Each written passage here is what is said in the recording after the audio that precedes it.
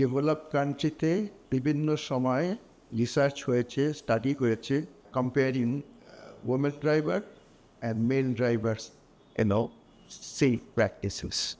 In all research, it came out women professional drivers are tolerant, patient, risk averse, and consequently, they are involved in less fatal accidents than male drivers.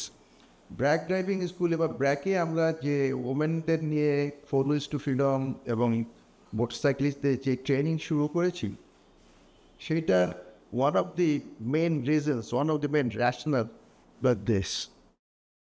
বাংলাদেশে road safety এত খারাপ, accident এত বেশি, এত measure সরকার নিচ্ছে, আমরা সরকারের সাথে কাজ করছি, তাও ইমপ্রুভ হচ্ছে না।